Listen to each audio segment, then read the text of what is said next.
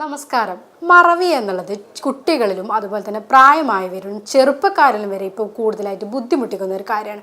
ഒരുപാട് പേഷ്യൻസ് പറയാറുണ്ട്, ഡോക്ടർ വെച്ചത് എവിടെയാണെന്നുള്ളത് മറന്നു, അല്ലെങ്കിൽ എന്താണ് വെച്ചതെന്ന് മറന്നു, ഗ്യാസ് ഓഫ് ചെയ്തിട്ടുണ്ടോ എന്നുള്ളത് വീണ്ടും വീണ്ടും പോയി നോക്കേണ്ടി വരികയാണ്, താക്കോൽ എവിടെ വെച്ചതെന്ന് പറഞ്ഞു അത് തിരഞ്ഞിട്ട് ഒരുപാട് സമയം പോകുന്നുണ്ട്. ഇങ്ങനെ ഒരുപാട് പ്രശ്നങ്ങൾ നമ്മൾ കേൾക്കാറുണ്ട്.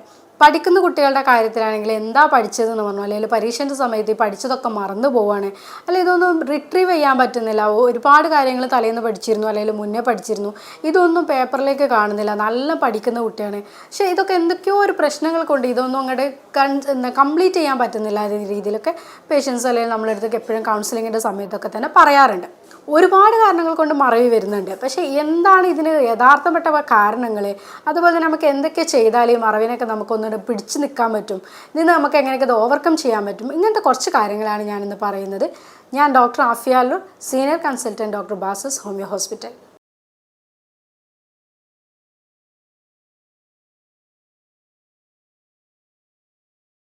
മറവി എന്നുള്ളത് ഒരു രോഗമായിട്ട് മാറുന്നത് എപ്പോഴാണെന്ന് വെച്ചിട്ടുണ്ടെങ്കിൽ നിങ്ങൾക്കൊക്കെ അറിയായിട്ടുണ്ടാവും, അൾഷിമേഴ്സ് അല്ലെങ്കിൽ മറവി രോഗമാണെന്നൊക്കെ പറയുന്നത്. പക്ഷേ ഇതൊക്കെ ഇതിൻ്റെ ഒരു മൂർധന്യ അവസ്ഥയിലേക്ക് എത്തുമ്പോൾ കാണുന്ന ഒരു അസുഖമാണ്. പക്ഷേ നമ്മളിപ്പോൾ പറയുന്നത് സാധാരണമായിട്ട് നമ്മളൊരു ചെറിയ കാര്യങ്ങൾ മറന്നു പോവുക, അല്ലെങ്കിൽ വെച്ച കാര്യം മറന്നു പോവുക, എന്തൊക്കെയോ ചെയ്ത കാര്യങ്ങൾ എന്താണെന്നുള്ളത് ഓർക്കാൻ പറ്റുന്നില്ല, പഠിച്ചത് ഓർമ്മയില്ല, ഇങ്ങനത്തെ രീതിയിലൊക്കെ കാണുന്ന മറവിയാണ്. ഇതെപ്പോഴും ഇതിൻ്റെ തുടക്കാവസ്ഥയാണ്.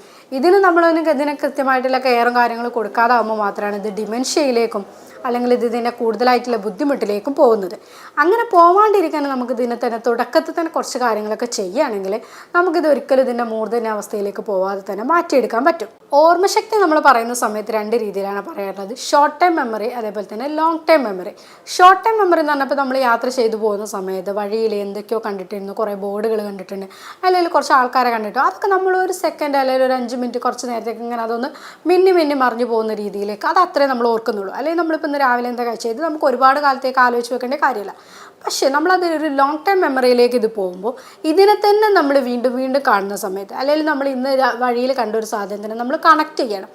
നമ്മൾ മുന്നേ അവിടെ ഒരു ആളെ കണ്ടിരുന്നു, അയാൾ നമ്മൾ എന്തൊക്കെയോ കാര്യങ്ങൾ നമ്മൾ പാസ്റ്റായിട്ട് എന്തെങ്കിലുമൊക്കെ നമ്മളത് കണക്ട് ചെയ്ത് വെച്ചിട്ടുണ്ടെങ്കിൽ അത് നമുക്കൊന്നും കൂടി ലോങ് ടൈം മെമ്മറിയിലേക്ക് പോകും. അതേപോലെ തന്നെ നമ്മൾ ഇപ്പോൾ ആലോചിക്കുക, നമ്മളിപ്പോൾ ബീച്ച് സൈഡിലൊക്കെ പോകുന്ന നമുക്ക് സമയത്ത് ഒരുപാട് ബോർഡുകൾ ഒന്ന് തന്നെ തുടരെ വെച്ചിട്ടുണ്ടായിരിക്കും. എന്തിനാണ് അവർ നമ്മൾ തന്നെ വിചാരിക്കില്ലേ എന്താ ഒരു ബോർഡ് വെച്ചാൽ പോലും ഒന്ന് നമ്മൾ കണ്ടില്ല എന്നുള്ളത്. പക്ഷേ അത് നമ്മൾ വീണ്ടും കാണുന്ന സമയത്ത് ഒന്ന് കണ്ടു അത് നമ്മൾ മറഞ്ഞു, രണ്ട് കണ്ടു അത് മറന്നു, മൂന്നാമതും കണ്ടു, നമ്മളിത് വീണ്ടും കാണുന്ന സമയത്ത് നമ്മുടെ മൈൻഡിലേക്ക് അത് ലോങ് ടൈം മെമ്മറിയിലേക്ക് പോവുകയും നമ്മൾക്ക് ആ പരസ്യ ബോർഡുകളോ അല്ലെങ്കിൽ അതിൻ്റെ പ്രത്യേകിച്ചുള്ള വാചകങ്ങളോ കോഡ്സുകളോ നമുക്ക് ഓർത്തെടുക്കാൻ കഴിയുകയും ചെയ്യും.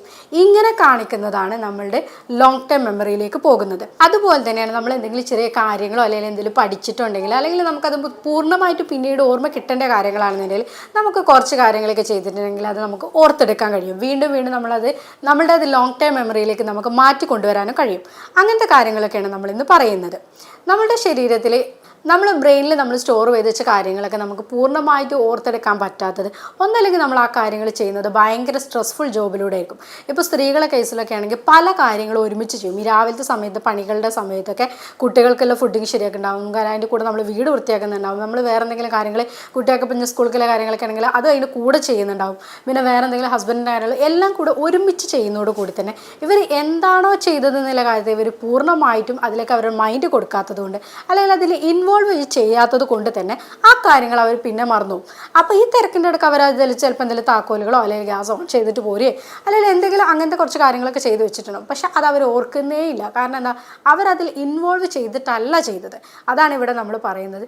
നമ്മൾ എന്തെങ്കിലും ഇങ്ങനത്തെ കാര്യങ്ങൾ ചെയ്യുന്ന സമയത്ത് അതിൽ ഇൻവോൾവ് ചെയ്തിട്ട് ഞാൻ എന്ന സാധനം ഇവിടെ വെച്ചിട്ടുണ്ട് അല്ലെങ്കിൽ ഞാനിത് ചെയ്തിട്ടുണ്ടെന്നുള്ളത് നമ്മൾ ഓർത്തിട്ട് ചെയ്യുകയാണെന്നുണ്ടെങ്കിൽ അത് നമുക്ക് കറക്റ്റ് ചെയ്ത് വെക്കാൻ പറ്റും. അങ്ങനെ നമ്മൾ ചെയ്യുന്ന കാര്യം നമ്മൾ ലോങ് ടൈം മെമ്മറിയിലേക്ക് പോകുന്നുണ്ട്. മറ്റേത് നമ്മളെന്താ ഷോർട്ട് ടൈം മെമ്മറിയിലാണ്, ഇവിടെ അത് ചെയ്തു അവിടെ അത് ചെയ്തു ഇവിടെ ചെയ്തു. ഈ കാര്യങ്ങളൊന്നും തന്നെ നമ്മൾ ലോങ് ടൈം മെമ്മറിയിലേക്ക് പോകുന്നില്ല. ലോങ് ടൈമിലേക്ക് പോവാത്തത് നമുക്ക് ഒരിക്കലും റിട്രീവ് ചെയ്യാനും പറ്റുന്നില്ല. ഇതാണ് നമ്മളിവിടെ ഫസ്റ്റായിട്ട് ചെയ്യേണ്ട ഒരു ശ്രദ്ധിക്കേണ്ട കാര്യം. അതുപോലെ തന്നെയാണ് നമ്മൾ കോശങ്ങളിലേക്ക് രക്തം എത്തുന്നത് കുറയുന്നതായിട്ടുള്ള കുറച്ച് കണ്ടീഷൻസ് ഉണ്ട്. പ്രത്യേകിച്ച് നമ്മൾ പറയുന്ന പ്രമേഹ രോഗികളിൽ, അതുപോലെ തന്നെ സ്ട്രോക്ക്, പക്ഷാഘാതം വരുന്നത്, ബ്ലഡ് പ്രഷർ കൂടി നിൽക്കുന്ന ആൾക്കാർക്ക്, ഇങ്ങനെയൊക്കെയുള്ള ആൾക്കാർക്ക് കോശങ്ങളിലേക്കുള്ള രക്തപ്രവാഹം കുറയുകയും ആ കോശങ്ങളുടെ പ്രവർത്തനം കാര്യക്ഷമമായി നടക്കാതിരിക്കുകയും ചെയ്യുമ്പോഴും ഈ രീതിയിൽ കോശങ്ങൾക്ക് തകരാറുകൾ സംഭവിക്കുകയും അവിടെ നമുക്ക് ഈ മറവി കാര്യങ്ങളൊക്കെ കൂടുതലായിട്ടും കാണിക്കാറുണ്ട്. പ്രത്യേകിച്ച് നമ്മളിപ്പോൾ നമ്മുടെ ഫ്രോണ്ടൽ ലോബിലോ അല്ലെങ്കിൽ ടെമ്പോറൽ ലോബ്, തലേൻ്റെ ഈ സൈഡിലായിട്ട് അല്ലെങ്കിൽ ഫ്രോണ്ടൽ ലോബ്, ഈ മുന്നിലായിട്ടുള്ള ലോബ്, ഈ ലോബുകളിലൊക്കെയാണ് കൂടുതലായിട്ട് നമ്മൾ ഈ മെമ്മറി കാര്യങ്ങളൊക്കെ നിൽക്കുന്നത്.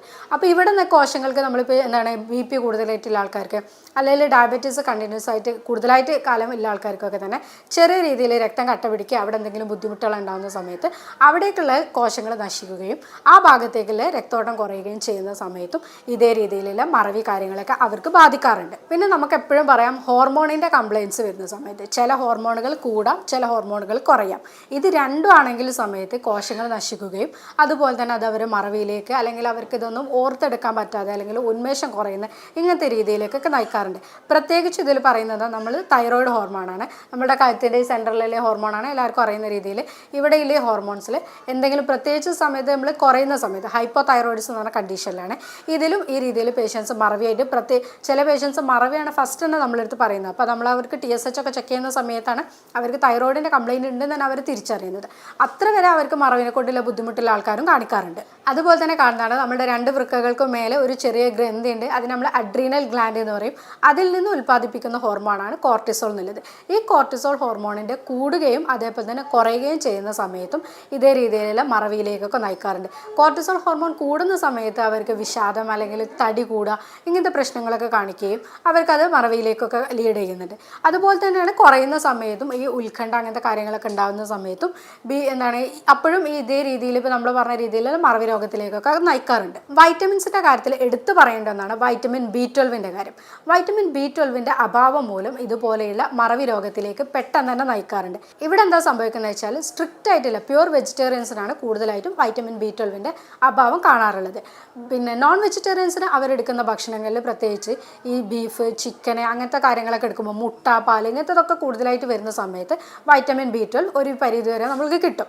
പക്ഷേ ഈ വെജിറ്റേറിയൻസിൻ്റെ കേസിൽ കൂടുതലായിട്ടും ഇങ്ങനത്തെ നിന്നാണ് നമ്മൾക്കിപ്പോൾ വൈറ്റമിൻ B12 കിട്ടുന്നത്. പക്ഷേ ഇവർക്ക് ഇതൊന്നും എടുക്കാത്തോടു കൂടി അല്ലെങ്കിൽ ഇപ്പം കൂടുതലായിട്ട് നമ്മൾ പഴങ്ങൾ, പച്ചക്കറികളിലൊന്നും ഇത്രത്തോളം വൈറ്റമിൻ B12 കിട്ടുന്നില്ല. അപ്പോൾ അങ്ങനെയുള്ള സമയത്തും ഈ വൈറ്റമിൻ B12 കുറയുമ്പോഴും ഇതേ രീതിയിലുള്ള മറവിൻ്റെ ബുദ്ധിമുട്ട് കാണാറുണ്ട്. അമിതമായിട്ട് മദ്യപാനം എടുക്കുന്ന ആൾക്കാരിലും ഈ ഒരു ബുദ്ധിമുട്ടാണ് കാണാറുള്ളത്. അവർക്കും ഇത് തന്നെയാണ് സംഭവിക്കുന്നത്. മദ്യപാനം കൂടുതലായിട്ടുണ്ടാകുന്ന സമയത്ത് വൈറ്റമിൻ B12 നമ്മൾ ഭക്ഷണത്തിലൂടെ എടുക്കുന്നുണ്ടെങ്കിൽ കൂടെ അത് ശരീരം ആഗിരണം ചെയ്യാതിരിക്കുകയും അവർക്ക് അതിൽ നിന്നുള്ള അഭാവങ്ങൾ കാണിക്കുകയും ചെയ്യും. അങ്ങനെയുള്ള ആൾക്കാർക്കും ഈ മറവി രോഗം ഭാവിയിൽ കാണാറുണ്ട്. നമ്മൾ ചില മെഡിസിൻസ്, ഈ പ്രമേഹത്തിനൊക്കെ എടുക്കുന്ന ചില മെഡിസിൻസും അതേപോലെ തന്നെ ഡിപ്രഷൻ അല്ലെങ്കിൽ ആങ്സൈറ്റി, വിഷാദരോഗം ഇങ്ങനത്തേനൊക്കെ എടുക്കുന്ന ചില മരുന്നുകളും ഇതുപോലെ തന്നെ ഭാവിയിൽ മറവി രോഗത്തിലേക്ക് നയിക്കുന്നുണ്ട്. അപ്പോൾ അങ്ങനെയൊക്കെയുള്ള ആൾക്കാർക്ക് ഒന്നല്ലെങ്കിൽ മെഡിസിൻ മാറ്റാം, അല്ലെങ്കിൽ അതിൽ അവർക്ക് വേറെ എന്തെങ്കിലും രീതിയിലൂടെ ചെയ്യുകയാണെങ്കിൽ ഈ മെഡിസിൻ ഒന്ന് മാറി നിൽക്കണമെങ്കിലും ഇതിൽ ഇമ്പ്രൂവ്മെൻറ്റ് കാണുന്നുണ്ട്. നിങ്ങൾക്ക് മറവി രോഗം വരുന്നുണ്ട് അല്ലെങ്കിൽ നിങ്ങൾക്ക് അതിൻ്റെ തുടക്കം വന്നിട്ടുണ്ട് എന്നുള്ളത് നിങ്ങൾക്ക് എങ്ങനെയാണ് മനസ്സിലാക്കുക എന്നുള്ളത് നോക്കാം. പ്രധാനമായിട്ട് തന്നെയാണ് നമ്മൾ എന്ത് കാര്യങ്ങൾ ചെയ്യുകയാണെങ്കിലും അതിലൊന്ന് കോൺസെൻട്രേറ്റ് ചെയ്യാൻ പറ്റുന്നില്ല, അല്ലെങ്കിൽ എപ്പോഴും സ്ട്രെസ്ഫുള്ളാണ്, ഒന്നും ചെയ്തിട്ട് അങ്ങോട്ട് ശരിയാവുന്നില്ല, ഒന്നിൽ ഇൻവോൾവ് ചെയ്യാൻ പറ്റുന്നില്ല. അപ്പോൾ അവിടെ ചെയ്യുന്നുണ്ട്, ഇവിടെ ചെയ്യുന്നുണ്ട്, പക്ഷേ എല്ലാ കാര്യങ്ങളും ചെയ്യുന്നതൊന്നും ക്ലിയർ ആവുന്നില്ല എന്നുള്ള തോന്നൽ വരികയാണെങ്കിൽ അത് ഭാവിയിലേക്ക് നമുക്കതൊരു മറവി രോഗത്തിലേക്ക് വരാനുള്ള സാധ്യതയുണ്ട്. അതുപോലെ തന്നെയാണ് പെട്ടെന്ന് വരുന്ന മൂഡ് സ്വിങ്സ്. പിന്നെ പെട്ടെന്ന് കരച്ചിൽ വരിക, അല്ലെങ്കിൽ അത് പെട്ടെന്ന് ഓരോരോ ചേഞ്ചിലേക്ക് ഇങ്ങനെ വരിക, ചിരിക്കുക, കരയുക, അങ്ങനെ ഇമോഷൻസ് മാറി മാറി വരിക. അല്ലെങ്കിൽ അതുപോലെ തന്നെ കാണിക്കുന്നതാണ് ഇമോഷൻസ് പ്രകടിപ്പിക്കാൻ പറ്റാത്ത രീതിയിൽ വരിക. നമ്മളിപ്പോൾ ചിരിക്കേണ്ട സമയത്ത് കരയുക, അല്ലെങ്കിൽ കരയേണ്ട സമയത്ത് ചിരിക്കുക, ഇങ്ങനെ മാറി മാറി വരിക. അവർക്കത് വിചാരിക്കുന്ന രീതിയിൽ അവരുടെ ബ്രെയിൻ അത് സ്റ്റിമുലേറ്റ് ചെയ്തിട്ട് പ്രകടിപ്പിക്കാൻ പറ്റാത്ത രീതിയിൽ വരുന്നതും ഒരു പരിധിവരെ മറവി രോഗത്തിലേക്ക് പിന്നെ നയിക്കുന്നത് കാണാറുണ്ട്. ഫ്രോണ്ടൽ ലോബിന് ലീഷൻ എന്തെങ്കിലും ബുദ്ധിമുട്ടുകൾ വരുന്ന സമയത്താണ് ഇങ്ങനത്തെ രീതിയിലുള്ള ബുദ്ധിമുട്ടുകളൊക്കെ കാണാറുള്ളത്. അതേപോലെ ഡ്രൈവിംഗ് ഒക്കെ സ്ഥിരമായിട്ട് ചെയ്യുന്ന ആൾക്കാരാണെങ്കിലും അവർക്ക് പെട്ടെന്ന് തന്നെ എന്തൊക്കെയോ മാറ്റങ്ങൾ വരും. അവർ വിചാരിച്ച രീതിയിൽ ആക്സിലേറ്റർ ചവിട്ടുമ്പോൾ മാറിപ്പോവുക, അല്ലെങ്കിൽ ക്ലച്ച് ചവിട്ടുമ്പോൾ മാറിപ്പോവുക, അങ്ങനത്തെ രീതിയിലൊക്കെ ചില ഇതിൽ കാണിക്കാറുണ്ട്. ഇങ്ങനെയൊക്കെ വരുമ്പോഴും അവർക്കതൊരു കോർഡിനേഷൻ ഇല്ലാത്തതിൻ്റെ കുറവ്, അല്ലെങ്കിൽ അവർക്കൊരു മറവി രോഗത്തിലേക്കൊക്കെ പിന്നീക്ക് അത് നയിക്കുന്നതും കാണാറുണ്ട്. നമ്മൾ കുട്ടികളുടെ കാര്യത്തിൽ പറയാറുണ്ട്, നമ്മൾ എന്തെങ്കിലും ബ്രെയിനിന് ഇട്ട് കൊടുത്തിട്ടുണ്ടെങ്കിൽ അല്ലെങ്കിൽ നമ്മൾ അതിൽ എന്തെങ്കിലും കാര്യങ്ങൾ ചെയ്തിട്ടുണ്ടെങ്കിൽ മാത്രമേ നമുക്കതൊരു മറവിയാണ് അല്ലെങ്കിൽ അവർക്കത് ഓർമ്മശക്തി കിട്ടുന്നില്ല എന്നുള്ള രീതിയിൽ പറയാം. ഇപ്പം നമ്മളിതൊരു ബ്രെയിനായിട്ട് സങ്കല്പിക്കുകയാണെന്നുണ്ടെങ്കിൽ, ഇപ്പോൾ ഇത് നമ്മളൊരു ബ്രെയിനായിട്ട് സങ്കല്പിക്കുക, ഇതിലേക്ക് നമ്മൾ എന്തെങ്കിലും കാര്യങ്ങൾ പഠിച്ചതോ അല്ലെങ്കിൽ വേറെ എന്തെങ്കിലും സ്റ്റിമുലസ്, ഇപ്പോൾ ഞാൻ ഇപ്പോൾ ഇവിടെ ഒരു സാധനം വെച്ചു എന്നുള്ള രീതിയിൽ നമ്മൾ ഇട്ടു. അപ്പോൾ നമ്മൾ പറയുകയാണ് ഇപ്പോൾ ഈ ബ്രെയിനിൽ ആകെ ഈ ഒരൊറ്റ ഒന്നേ കൊള്ളുന്നുള്ളൂ എന്ന് പറയുകയാണെങ്കിൽ നമ്മൾ എന്താ പറയുക, ഇവരെ ബ്രെയിൻ ഒന്നിനും പറ്റുന്നില്ല, ആകെ ഒരു ഇതേ കൊള്ളുന്നുള്ളൂ എന്നുള്ള രീതിയിൽ വിചാരിക്കും. പക്ഷെ ഇവിടെ അങ്ങനെയല്ല, നമ്മൾ കൊടുക്കാത്തത് കൊണ്ടാണ്. ഇപ്പോൾ ഇതിൽ ബാക്കി ഇത്രയും സ്പേസുകളുണ്ട്. പിന്നെ നമ്മൾ അതേപോലെ തന്നെ ഈ വെച്ച സാധനം നമ്മൾ കൃത്യമായിട്ട് ഒരു സ്ഥലത്ത് വെച്ചു എന്നുള്ളത് നമ്മൾ ഉറപ്പ് വരുത്താം.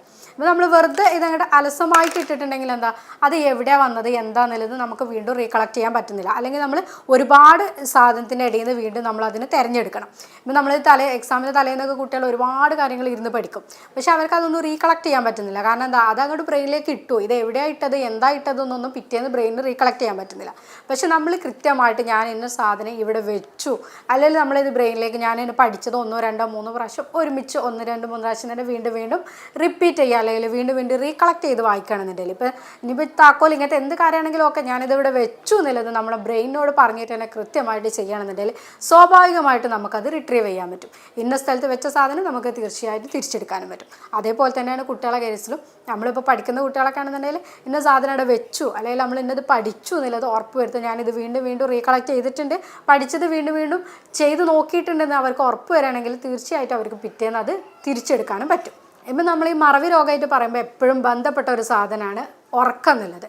കൃത്യമായിട്ട് നമ്മളൊരു 6 മണിക്കൂർ മുതൽ 8 മണിക്കൂർ വരെ ഉറങ്ങിയിട്ടുണ്ടെങ്കിൽ മാത്രമേ നമുക്ക് ഈ എല്ലാ കാര്യങ്ങളും ഒന്ന് ഓർത്തെടുക്കാൻ പറ്റുള്ളൂ.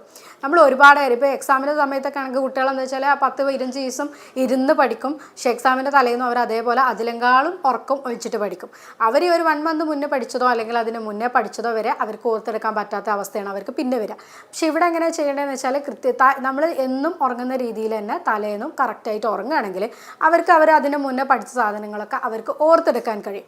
അതാണ് ഇവിടെ ഫസ്റ്റ് ചെയ്യേണ്ടത്. അവർ എന്താണോ പഠിച്ചതെന്നുള്ള ഒരു എക്സാം ഹാളിൽ വെച്ചിട്ട് റിട്രീവ് ചെയ്യാനോ അല്ലെങ്കിൽ അവർക്കത് തിരിച്ചെടുക്കണമെന്നുണ്ടെങ്കിൽ അവർക്ക് നല്ല രീതിയിലുള്ള ഉറക്കം കിട്ടിയാൽ, പ്രത്യേകിച്ച് അവരെല്ലാ ഹോർമോൺസുകളും കാര്യങ്ങളൊക്കെ ആക്റ്റീവായിട്ടിരിക്കുന്ന സമയത്ത് അവർക്ക് ഇതൊക്കെ നന്നായിട്ട് തിരിച്ചെടുക്കാനും കഴിയുന്നുണ്ട്. മറവി രോഗം നിങ്ങൾക്ക് ഉണ്ടെങ്കിൽ അല്ലെങ്കിൽ ഇതിൻ്റെ ഒരു തുടക്കം നിങ്ങൾക്ക് ഉണ്ടെന്നുണ്ടെങ്കിൽ നിങ്ങൾ എങ്ങനെയൊക്കെയാണ് ഇതിനെ പ്രതിരോധിക്കുക എന്നുള്ളതാണ് നോക്കുന്നത്. ഇവിടെ എന്താണെന്ന് വെച്ചാൽ ഓൾറെഡി ഇങ്ങനത്തെ ആൾക്കാർക്കൊക്കെ സ്ട്രെസ്സ് കൂടുതലായിരിക്കും, അല്ലെങ്കിൽ എപ്പോഴും ടെൻഷന് കാര്യങ്ങൾ ഇങ്ങനത്തെ ബുദ്ധിമുട്ടുകൾ കാര്യങ്ങളൊക്കെ ഉണ്ടാവും. അപ്പോൾ അവർ ഫസ്റ്റ് ചെയ്യേണ്ടതെന്ന് വെച്ചാൽ ഒരു യോഗ അല്ലെങ്കിൽ എന്തെങ്കിലും അവർക്ക് പറ്റുന്ന രീതിയിലുള്ള എന്തെങ്കിലും വ്യായാമങ്ങളിൽ ഏർപ്പെടുക എന്നുള്ളതാണ്. അങ്ങനെ ചെയ്യുന്ന സമയത്ത് അവരുടെ മൈൻഡ് ഒന്ന് റിലാക്സ് ചെയ്യുകയും അവർക്ക് വീണ്ടും വീണ്ടും കാര്യങ്ങൾ ചെയ്യുന്നതൊക്കെ ഒന്ന് ഓർത്തെടുക്കാൻ പറ്റുകയും ചെയ്യും. ഇതിനൊരു പ്രത്യേകിച്ചൊരു സ്ഥലമോ അല്ലെങ്കിൽ ഞാൻ ഇന്ന സ്ഥലത്ത് പോയി ഇന്ന സമയത്ത് എൻ്റെ സ്ട്രെസ്സ് കുറക്കാമെന്നുള്ളതൊന്നുമല്ല ചെയ്യുന്നത്. നമ്മൾ നിൽക്കുന്ന സ്ഥലത്ത് നമ്മളൊന്ന് ഫ്രീ ആയിട്ട് നിന്നുകൊണ്ട് തന്നെ, അല്ലെങ്കിൽ നമ്മളെ മൈൻഡൊക്കെ ഒന്ന് ഫ്രീ ആയിട്ട് റിലാക്സ് ചെയ്തുകൊണ്ട് അടുത്ത കാര്യങ്ങൾ ചെയ്യുകയാണെങ്കിൽ, അല്ലെങ്കിൽ ഇപ്പോൾ നമ്മൾ ചെയ്ത സ്ട്രെസ്സും കാര്യങ്ങളും ഇപ്പോൾ എക്സാമിൻ്റെ സമയത്തൊക്കെ നമ്മൾ പ്രത്യേകിച്ച് പറഞ്ഞു കൊടുക്കാറുണ്ട്. കൗൺസിലിങ്ങിൻ്റെ സമയത്തൊക്കെ ഇപ്പോൾ എക്സാം ഫങ്ക് അങ്ങനത്തെ കാര്യങ്ങളൊക്കെ വരില്ല. അപ്പോൾ അങ്ങനത്തെ സമയത്ത് പ്രത്യേകിച്ച് പറയാറുണ്ട്, എന്താ വെച്ചാൽ എന്തായാലും മെഡിറ്റേഷൻ എന്നുള്ള രീതിയിലേക്ക് അല്ലെങ്കിൽ യോഗ, ബ്രീത്തിങ് എക്സസൈസ് കാര്യങ്ങളൊക്കെ നന്നായിട്ട് ചെയ്യുക. അതേപോലെ നന്നായിട്ട് വെള്ളം കുടിക്കുക. ഈ വെള്ളം കുടിക്കുന്ന സമയത്ത് തന്നെ ഒരുപാട് സ്ട്രെസ്സൊക്കെ നമുക്ക് കുറക്കാൻ പറ്റും. അങ്ങനെ നല്ല ഈ സ്ട്രെസ്സും കാര്യങ്ങളൊക്കെ കുറച്ച് വരുന്ന സമയത്ത് തന്നെ അവർക്ക് അവർ പഴയ കാര്യങ്ങളൊക്കെ തന്നെ ഓർത്തെടുക്കാൻ പറ്റും. അതേപോലെ അവർക്ക് ഇപ്പോൾ ഈ പഠിച്ച കാര്യങ്ങൾ അല്ലെങ്കിൽ വെച്ച കാര്യങ്ങളൊക്കെ തന്നെ വീണ്ടും വീണ്ടും ഓർത്തെടുക്കാനൊക്കെ കഴിയാറുണ്ട്. ഫുഡിൻ്റെ കാര്യത്തിൽ നമുക്ക് പറയുന്ന രീതിയിൽ തന്നെ ഇപ്പം ഞാൻ നേരത്തെ പറഞ്ഞു വൈറ്റമിൻ B12 കുറവ് എപ്പോഴും ഇങ്ങനത്തേക്ക് നയിക്കാറുണ്ട്. പക്ഷേ അത് നമുക്ക് ഒഴിവാക്കാൻ വേണ്ടിയിട്ട് വൈറ്റമിൻ B12 കൂടുതലായിട്ട് അടങ്ങിയ ഭക്ഷണങ്ങൾ കൂടുതലായിട്ട് എടുക്കാം. അപ്പോൾ അതിൽ നമ്മളിപ്പോൾ പറഞ്ഞു നോൺ വെജിറ്റേറിയൻസിനാണെങ്കിൽ ഇപ്പോൾ അവർ സാധാരണ കഴിക്കുന്ന ഈ ചിക്കന്, ബീഫ് അങ്ങനത്തെ കാര്യങ്ങളൊക്കെ തന്നെ, മട്ടനൊക്കെ കാര്യങ്ങൾ കൂടെ കിട്ടും. അതൊക്കെ കറി വെച്ച് കഴിക്കുകയാണെങ്കിൽ ഒന്നുകൂടി നല്ലതാണ്. വെജിറ്റേറിയൻസ് ആണെങ്കിൽ എപ്പോഴും പയറുവർഗ്ഗങ്ങൾ, കടല, നട്ട്സ് അങ്ങനത്തെ കാര്യങ്ങളൊക്കെ കൂടുതലായിട്ട് ഉൾപ്പെടുത്താം. അവർക്ക് വേണമെങ്കിൽ സപ്ലിമെൻ്റ് എന്നുള്ള രീതിയിൽ വൈറ്റമിൻ B12 സപ്ലിമെൻറ്റ്സ് കൊടുക്കാം. അങ്ങനെ ചില ആൾക്കാർക്ക് എങ്ങനെ കഴിച്ചാലും വൈറ്റമിൻ B12 ശരീരത്തിൽ ആഗിരണം ചെയ്യാൻ പെടാതിരിക്കാം. അപ്പോൾ അവർക്ക് വയറ് സംബന്ധമായിട്ടുള്ള ബുദ്ധിമുട്ടുകളും കാര്യങ്ങളൊക്കെ ഇതിൽ കാണും. അപ്പോൾ അവരങ്ങനെ വൈറ്റമിൻ B12 സപ്ലിമെൻ്റ് ആയിട്ട് തന്നെ എടുക്കാൻ നോക്കുക. omega-3 ഫാറ്റി ആസിഡ് എപ്പോഴും നമ്മൾ ഈ മറവി രോഗത്തിൽ നിന്നൊക്കെ രക്ഷപ്പെടുത്തുന്ന ഒരു സാധനമാണ്.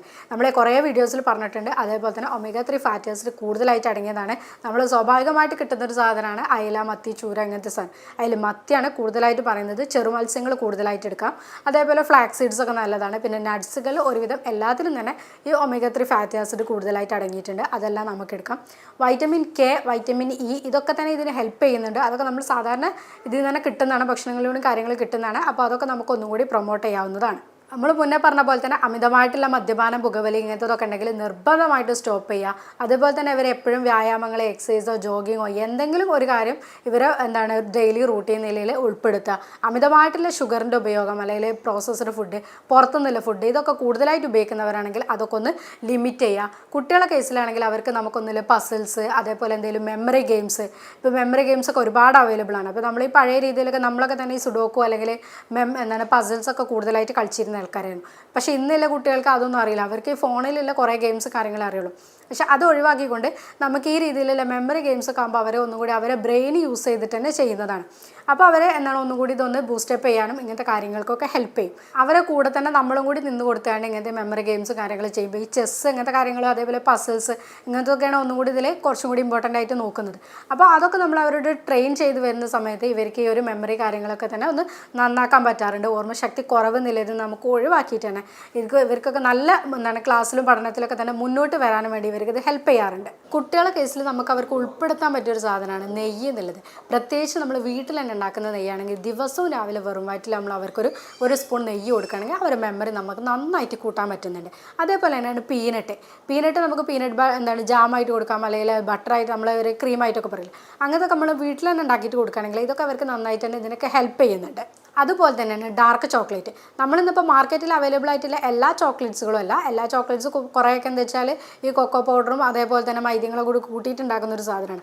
അങ്ങനെ അല്ലാണ്ട് ഒറിജിനൽ ഡാർക്ക് ചോക്ലേറ്റ് ഇതിലെന്താ വെച്ചാൽ കുറച്ചൊരു കൈപ്പിരസം ഉണ്ടായിരിക്കും. പക്ഷേ ഇതെപ്പോഴും ഈ മെമ്മറി കൂട്ടാൻ അല്ലെങ്കിൽ ഓർമ്മശക്തിയൊക്കെ നന്നാക്കാൻ വേണ്ടിയിട്ട് ഹെൽപ്പ് ചെയ്യുന്ന ഒരു സാധനമാണ്. ഇതൊക്കെ കുട്ടികൾക്കാണെങ്കിലും പ്രായമായവർക്കാണെങ്കിലും സ്ഥിരമായിട്ട് കൊടുക്കുക. അവരുടെ ഡെയിലി ഭക്ഷണത്തിൽ നമ്മൾക്ക് ഈ നെയ്യും അതേപോലെ തന്നെ നല്ല ഈ പീനട്ട്, കടല അങ്ങനത്തെ സാധനങ്ങളൊക്കെ ഡെയിലി ആയിട്ട് ഉൾപ്പെടുത്തുകയാണെങ്കിൽ അവർക്ക് ഈ ഒരു മറവി രോഗം നിലയിലേക്ക് പോവാണ്ട്, അല്ലെങ്കിൽ പ്രായമായവർക്ക് പ്രത്യേകിച്ച് അൾഷിമേഴ്സ് അല്ലെങ്കിൽ ഡിമെൻഷ്യ ഇങ്ങനത്തെ അസുഖങ്ങളിലേക്ക് പോവാണ്ട് തന്നെ അവരെ നമുക്ക് ബാക്കിലേക്ക് കൊണ്ടുവരാൻ കഴിയും. നമ്മളിപ്പോൾ ഈ പറഞ്ഞ കാര്യങ്ങളൊക്കെ ചെയ്യുന്നതോടുകൂടി തന്നെ കൂടുതലായിട്ട് മറവി രോഗത്തിൻ്റെ ബുദ്ധിമുട്ടുണ്ടെന്നുണ്ടെങ്കിൽ നമുക്ക് ഹോമിയോപ്പതിയിൽ ഇതിൽ ഒരുപാട് മെഡിസിൻസ് അവൈലബിൾ ആണ്.